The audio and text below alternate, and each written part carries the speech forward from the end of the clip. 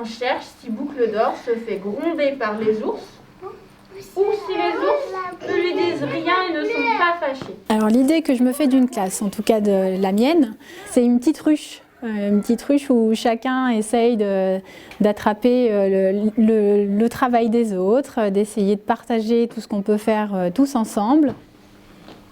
Qu'est-ce que j'ai emporté dans ma maison? Trop chaud! Non!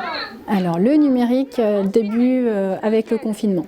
Avant, je m'étais dit le numérique, non, c'est pas pour moi, c'est juste quelque chose qui m'intéresse vraiment pas dans ma classe. Il y a plein d'autres choses à faire avec ses mains. Et puis finalement, avec le confinement est venue la nécessité du numérique pour pouvoir rester en lien les uns avec les autres. Et de retour dans une vraie classe, je me suis dit pourquoi pas continuer des vidéos, du partage avec les parents à la maison, et d'où l'idée du numérique un petit peu plus en classe. Il y a un dernier endroit qu'on aime vraiment bien quand c'est la fin de la journée. On passe par où? Chercher Doudou et Tétine, et on passe par la porte des papas et des mamans. Tu as raison.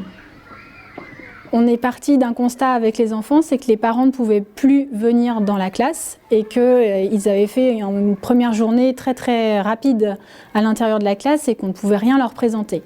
Donc, fort de cette observation, j'ai pris des photos, une photo panoramique de la classe, et ensuite, grâce à ThingLink, on peut intégrer une petite vignette sur la photo et pouvoir mettre une photo des enfants dans le coin visé et l'explication en audio que les enfants en font. Qu'est-ce qu'on fait dans la bibliothèque? On est assis sur quoi? Si on va dans le détail, j'ai pris une photo des enfants dans la bibliothèque et j'ai enregistré avec mon téléphone les enfants qui expliquent ce qu'on fait dans la bibliothèque. Et donc, on a répété ça pour les différents coins de la classe. À la table de Fatih, on fait des puzzles, on fait de la peinture et les ateliers.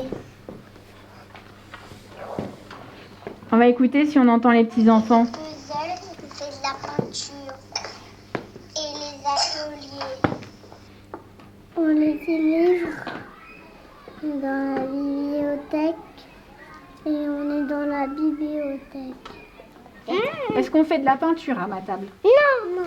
Est-ce qu'on fait de la pâte à modeler? Non. On fait aussi des ateliers. La table de Fatih, on fait de la peinture.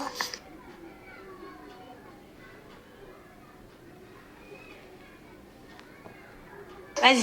Et petit porter papa et maman. Alors en ce moment particulièrement, on travaille sur Boucle d'Or. Alors pour Boucle d'Or, les étapes vont être sensiblement les mêmes. Donc on a fait beaucoup de travail d'anticipation où on a beaucoup raconté Boucle d'Or, on a lu Boucle d'Or. J'ai pris aussi une photo de mon tapis narratif avec les enfants. Et là, sur les photos, on va mettre de la même façon avec le matériel ThingLink, on va mettre les petites étoiles. J'ai enregistré les enfants pour pouvoir leur faire raconter l'histoire. Et ensuite, on met ça sur le blog de la classe pour que les parents et les enfants y aient accès à la maison. Boucle d'Or est une petite fille très curieuse. Un jour qu'elle se promène dans la forêt, elle voit une petite maison. Elle ne le sait pas, mais les ours qui habitent là sont partis en promenade. Elle voit que la porte est ouverte et elle décide de rentrer.